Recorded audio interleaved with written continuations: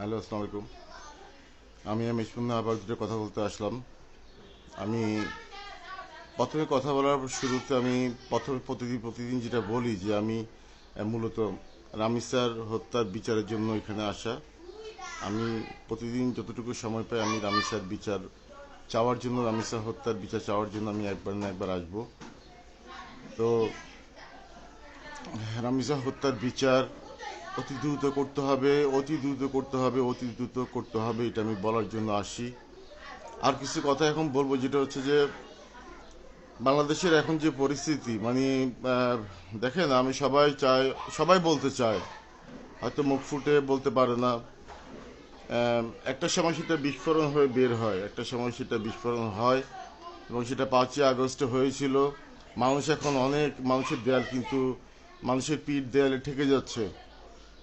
ঠেকে যাচ্ছে, কারণ বাংলাদেশে চাঁদাবাজি, সন্ত্রাস, যেখানে একটা মানুষের সামান্য একটু রক্ত বের হলে কত কষ্ট লাগে, সেখানে একটা মানুষকে ছুরি দিয়ে আঘাত করা, কোপানো, এটা এখন কোনো ব্যাপার না সমাজে, বাংলাদেশের সমাজের মধ্যে অহরহ ঘটে যাচ্ছে। কিশোর গ্যাংয়ের দাপট, কিশোর গ্যাং বলতে একটা নেশাটরি গাঁজাখোরের একটা গ্রুপ আছে। এরা এক এক সময় এক এক দল করে, যে দল ক্ষমতা থাকে সেই দলের আশ্রয় প্রশ্রয় বড় হয়, সেই দলের আশ্রয় প্রশ্রয় অন্য অপরাধ করে থাকে। একটা উদাহরণস্বরূপ, ঢাকার মোহাম্মদপুর একটা জায়গা আছে, সবাই মানে জানছেন, শুনছেন, দেখেছেন টিভিতে। ঢাকার মোহাম্মদপুরটা এখন পুরো একটা সন্ত্রাসের অভয়ারণ্য। মানুষ হাঁটতে পারে না, বা মহিলারা তো দূরের কথা, পুরুষরাও একটা মোবাইল, টাকা পয়সা নিয়ে হাঁটতে পারে না। কুপিয়ে কাঁপিয়ে নেশা করতো ওরা, কোপ দিয়ে, ছুরি দিয়ে আঘাত করে টাকা পয়সা নিয়ে ফেলে, মোবাইল নিয়ে ফেলে। মানে পুলিশের এখানে আইনশৃঙ্খলা বাহিনীর কোনো ভূমিকা এবং তাদের সহযোগিতা এগুলি করা হচ্ছে যতটুকু আমরা শুনেছি। যত অপরাধগুলো হয় পুলিশের সহযোগিতা হয়, আইনশৃঙ্খলা বাহিনীর সহযোগিতা। আইনশৃঙ্খলা বাহিনী বলার কোনো উপায় নেই এখানে, কিসের আইনশৃঙ্খলা বাহিনী? তো এখন মাদকের অভয়ারণ্য হচ্ছে, মাদক পুরো সমাজটাকে গ্রাস করে নিয়েছে। মাদকটা এখন অত্যন্ত সহজলভ্য হয়ে গেছে। বাংলাদেশের বর্ডারে যারা বিজিবি আছে তারা কি করে জানি না, এসব কথা বলতে গেলে অনেক কিছু ফেস করতে হতে পারে। বাংলাদেশের বর্ডারে বিজিবি ইন্ডিয়ার বর্ডার দিয়ে রাত্রে, আমি নিজে চোখে দেখেছি, ইন্ডিয়ার বর্ডার দিয়ে আপনি দিনের বেলা গেলে দেখবেন যে কত শান্তিশিষ্ট পরিবেশ, কিন্তু রাত্রের বেলা সেখানে চলে মহা স্মাগলারিং, মহা মাদকের কাজ কারবার। অবৈধ মাদক ঢুকছে বাংলাদেশে, বার্মা থেকে, মিয়ানমার থেকে। বাংলাদেশের সীমান্তে কোনো পুলিশ যেতে চায় না, কিন্তু বাংলাদেশের বর্ডার গার্ড বিজিবিরা শুধু চায় সীমান্তে যেতে চায়, কারণ সীমান্তে টাকার খেলা। যত রকমের মাদক, যত ভয়ঙ্কর মাদক, সব সীমান্ত দিয়ে আসে, বার্মা এবং মিয়ানমার এবং ভারতের বর্ডার দিয়ে। রাত্রেবেলায় সেই কাজগুলো হয়। তো এই মাদকের কাজ কারবার দেশের ভিতরে এইভাবে ঢুকে, আবার দেশের মধ্যে প্রচার করার পরিবেশন করার জন্য, ভাগ বটরা করার জন্য, বিক্রি করার জন্য এক ধরনের আইনশৃঙ্খলা বাহিনী এই ব্যাপারে সহযোগিতা করে।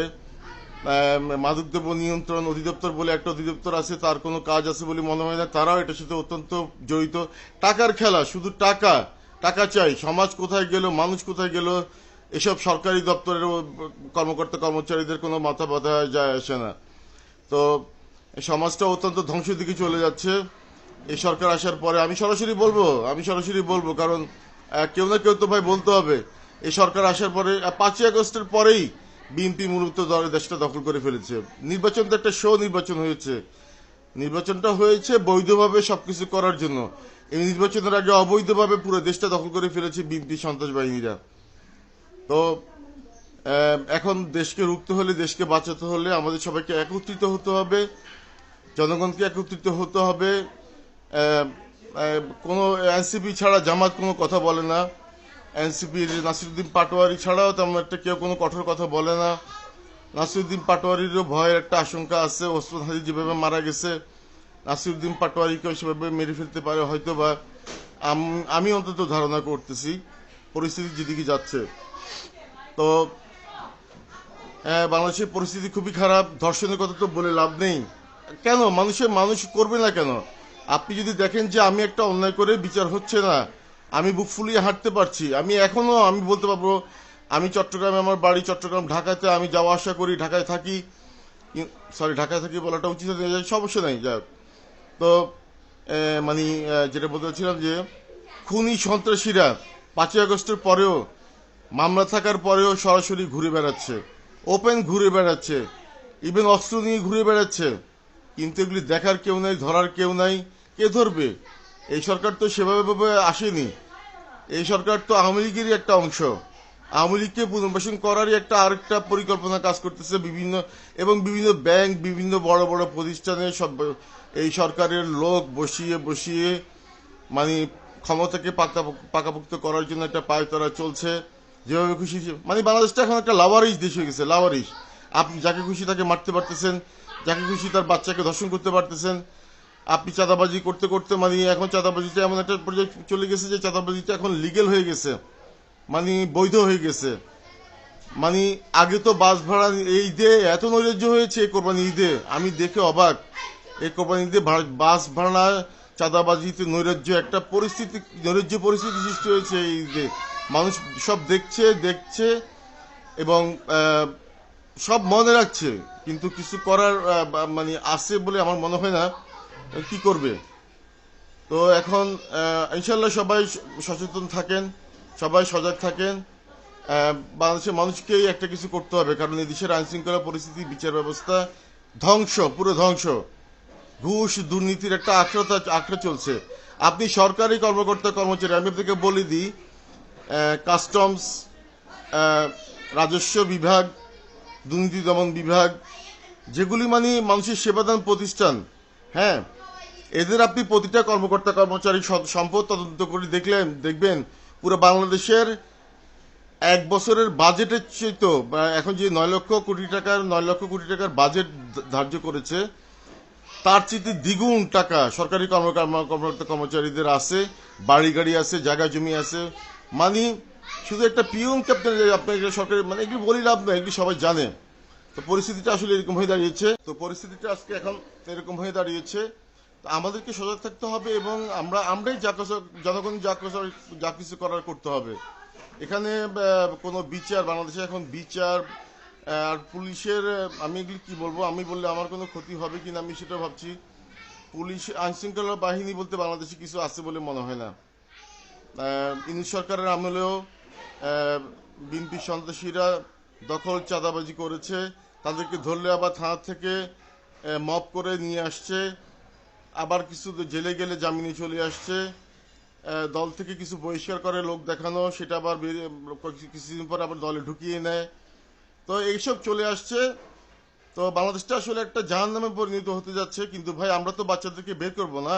আমার একটা 7 বছরের মেয়ে আছে, আমি তো তাকে ঘর থেকে বের করতে চাইবো, সে খেলবে, স্কুলে যাবে। এর পরিস্থিতিটা তো এরকম স্বাভাবিক হওয়ার কথা। কিন্তু বাবা মা সবাই উদ্বিগ্ন, গ্রামে হোক শহরে হোক। কারণ আইন শৃঙ্খলা পরিস্থিতি এতটা অধঃপতন হয়েছে, বলার মতো না। তো আমাদেরকে সাবধান থাকতে হবে ভাই।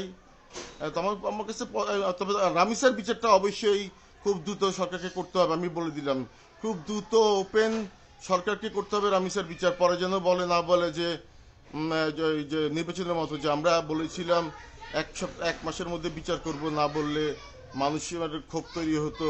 এরকম তো পোল্টিবাজি দিয়েছে, তাই না? জনগণের জুলাই সনদ বাস্তবায়ন করার শপথ নিয়ে তারা এসেছে, জনগণের কাছে ম্যান্ডেট নিয়ে এসেছে। এখন ক্ষমতা যাওয়ার পর বলছে যে এইটা না বললে আমাদেরকে মানুষ ভোট দিত না, আমরা ক্ষমতা আসতে পারতাম না। ভোট দিয়ে ক্ষমতা আসছে না, কীভাবে আসছে সবাই সেটা জানে। তো যাই হোক, আমি চাচ্ছি যে রামিসা হত্যার বিচারটা যাতে দ্রুত হয় এবং মানুষ যেন সেটা খুব সহসায় দেখতে পারে। বাংলাদেশের আইনশৃঙ্খলা পরিস্থিতির কথা বলে তো লাভ নাই, সবাই জানে, সবাই দেখছে।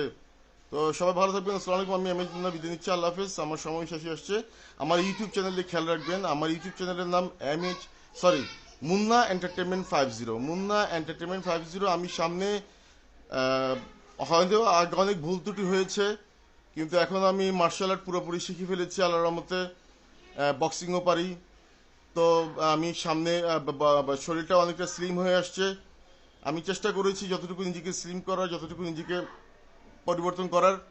তো আমি সামনে দারুণ একটা জিনিস নিয়ে আসছি, অ্যাকশন রোমান্টিক একটা কাহিনী নিয়ে একটা কিছু আনবো, দারুণ একটা কিছু। আপনারা সবাই দেখবেন, আমাকে একটু ফলো দিয়ে রাখবেন। আমার ভিডিওগুলি কন্টিনিউ যতটুকু ফলো ভিউয়ার আছে আর কি, আমাদের তেমন একটা ফলোয়ার ভিউ নেই। তো সবাই ভালো থাকবেন। আসসালামু আলাইকুম। আমি আল্লাহ হাফেজ, নমস্কার।